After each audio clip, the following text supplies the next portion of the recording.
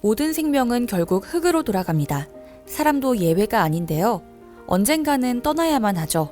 슬픔은 남겨진 이들의 몫입니다. 말로 다 표현하기 어려운 사랑하는 사람을 떠나보내는 심정. 이들을 위해 기술은 무엇을 할 수 있을까요? 몇 가지 사례를 소개합니다. 올해 아마존은 인공지능 비서 알렉사로 사람의 목소리를 재현하는 기능을 공개했습니다. 1분 내외 목소리 샘플만 있으면 알렉사가 목소리를 그대로 복제한다는 건데요. 고인이 된 사람의 목소리도 복제할 수 있습니다. 아마존은 현장에서 기능을 시연하기도 했어요. 어린아이가 할머니 목소리로 책을 읽어줘라고 하자 알렉사는 정말로 돌아가신 할머니의 목소리로 책을 낭독했습니다. 아마존은 소중한 사람을 잃어버린 이들을 위해 이 기능을 개발했다고 해요. 당시 로이트 프라사드 아마존 수석 부사장은 많은 사람들이 사랑하는 이들을 떠나보냈다며 인공지능이 상실의 고통을 없애주지는 못하지만 추억만큼은 오래 남길 수 있다고 설명했어요. 그러면서 목소리 모방 기능은 알렉사의 공감이라는 인간적인 면모를 부여한 것이라고 말했어요. 마이크로소프트는 지난해 고인과 문자로 소통하는 챗봇 특허를 확보한 사실이 알려졌습니다.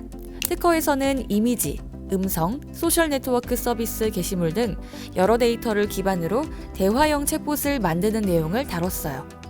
이를 구현하면 실제 사람과 문자 메시지를 주고받는 것처럼 양방향 소통이 가능하다고 합니다. 아쉽지만 이후 마이크로소프트가 특허를 활용했다는 소식은 없습니다. 빅테크 기업만 이런 기술을 개발하는 건 아닙니다. 미국 스타트업 히어애프터 AI는 아마존의 아이디어와 비슷한 기술을 구현했습니다. 고인의 생전 인터뷰 데이터를 이용한 인공지능 비서를 만든 건데요. 그렇다 보니 단순히 누군가의 목소리를 흉내내는 알렉사와 조금 다릅니다. 히어애프터 AI의 인공지능 비서와 대화에는 고인의 생전 기억과 경험이 담겨 있다고 해요. 히어애프터 AI의 CEO 제임스 블라우스는 아버지가 말기 폐암 진단을 받은 후 데드봇이라는 챗봇을 만들었습니다. 데드봇은 블라우스 아버지의 인생이 담긴 챗봇입니다. 블라우스는 아버지의 생명이 꺼져가던 시기 그의 인생사를 녹음했어요.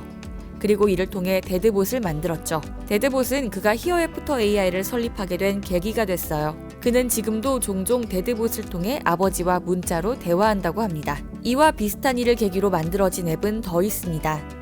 로만 마주렌코라는 챗봇인데요. 로만 마주렌코는 절친한 친구를 떠나보낸 한 개발자가 만든 챗봇 앱입니다. 앱 이름이 사람 같죠?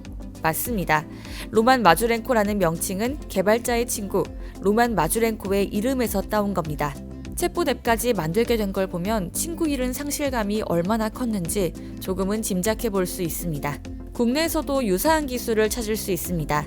스타트업 딥메모리 AI가 만든 인공지능 추모 서비스 리메모리입니다. 리메모리는 부모님을 기리는 서비스인데요. 앞서 소개한 해외 사례처럼 생전 인터뷰 내용을 기반으로 부모님의 모습을 복원한다고 합니다. 한평생 우리를 위해 헌신하셨던 부모님의 모습과 행동, 목소리를 평생 간직할 수 있는 셈이죠. 이런 기술은 유명인을 기리는 데도 이용되고 있습니다. 미국 스타트업 스토리파일은 영상 속 고인과 대화하는 기술을 개발했어요. 스토리파일의 기술은 미국 영화배우 에드워드 에스너 장례식에 사용됐는데요. 당시 전 세계적인 관심을 끌었습니다. 국내에서는 김광석, 거북이 터틀맨, 울랄라 세션의 이뮨택까지 먼저 져버린 별들의 모습과 목소리를 인공지능으로 복원한 사례가 있습니다. 최근에는 고인의 디지털 정보를 가족들에게 전달하는 기능도 등장했습니다. 애플이 지난해 도입한 유산관리자라는 기능이 대표적입니다. 유산관리자는 사용자가 생을 마감한 뒤 신뢰하는 주변인들에게 자신의 애플 계정에 저장된 데이터 접근 권한을 부여하는 기능입니다. 사진, 메시지, 메모, 파일, 앱 등 다양한 디지털 유산을 물려줄 수 있어요. 다만 일각에서는 여기에 문제를 제기하기도 했어요. 윤리적 측면과 개인정보 보호 차원에서 적합하지 않고 딥페이크나 딥보이스와 같은 오남용이 발생할 수 있기 때문이에요.